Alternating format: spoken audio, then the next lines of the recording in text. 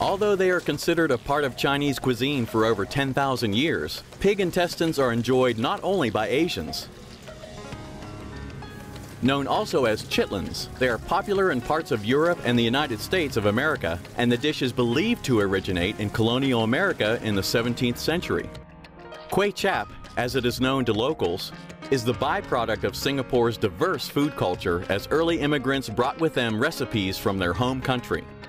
The flat, squarish pieces of rice noodles gives the dish its name and are served with a variety of braised meat, pig offal, and side dishes.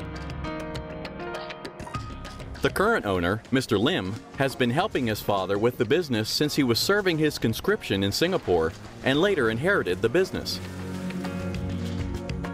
Waking up at 2 a.m. every day, he starts by preparing the broth. He makes it a point to throw away any leftover broth and does not keep it overnight to be reused the next day. Unlike other stores, Mr. Lim says he does not add peppercorns to the broth for the rice noodles and sticks to a simple recipe. Besides the usual ingredients like salt, sugar, onions, and dark soy sauce, he uses cinnamon bark instead of cinnamon sticks for its stronger piquancy. As an herb, cinnamon barks are regularly used as a tonic for headaches and to treat impotence. Eggs are added not only to give the broth flavor, but also to prevent it from becoming too darkly colored.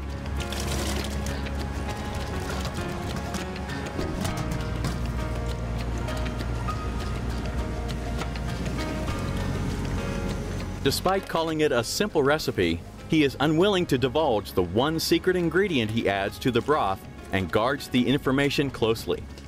The innards of the pig are not created equally, and different parts have a different taste and texture.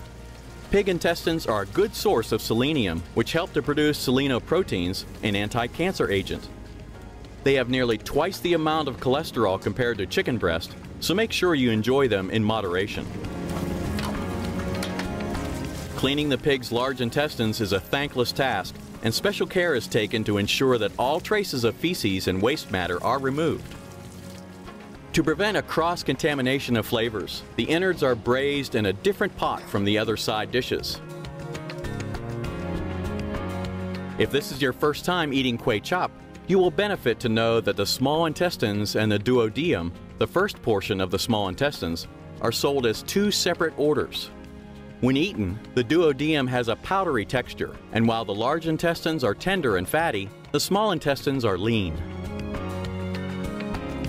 The sheets of rice noodles are blanched and served in a bowl of aromatic broth, along with some fried shallots and garlic.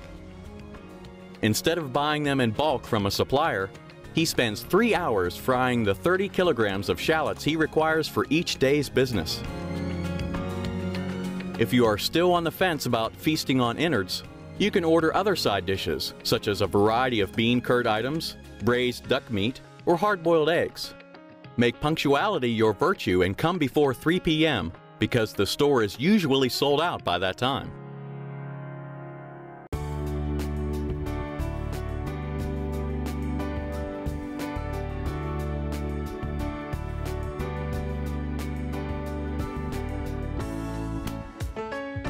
A large number of Hainanese came to Singapore in the 1850s after its port opened up to foreign trade. As late immigrants, a majority of the Hainanese arrivals found employment in service sectors because the more lucrative trades of commerce and agriculture were dominated by other dialect groups. Learning the trade from their father, who came from Hainan Island to Singapore, the three brothers now share the responsibility of operating the beef noodle stall. Hainan Xing Zhou beef noodles has a history of over 40 years and is frequently referred to as Odeon beef noodles because it was located opposite the now defunct Odeon Cinema in the 1970s. Although also available in Hainan Island, the beef noodle dish sold here is prepared differently and is the result of experimentation to suit local preferences. The bone broth is the pride of the store, and it is also one of the main draws for local customers. Unlike how it is prepared in Hainan Island, the founder, Mr. Lee, who used to work at a beef noodle store in Hainan, uses beef bones to cook the broth. Boiling a portion of beef bones, ribs, and tendons in 4 liters of water, the bone broth slowly simmers and is boiled down to a concentration. A pouch stuffed with spices is also thrown in, and the broth is kept at a boil until the marrow in the bones are released into the soup. Each bowl of beef noodles is served either in the bone broth or with a dark, starchy sauce.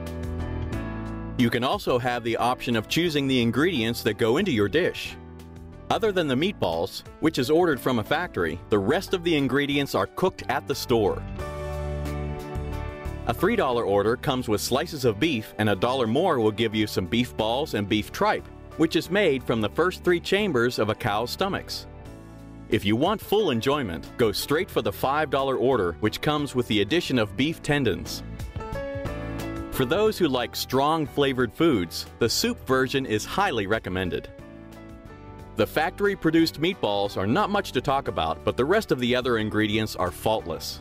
Besides the tender slices of beef, the beef tripe is also odorless and slightly chewy.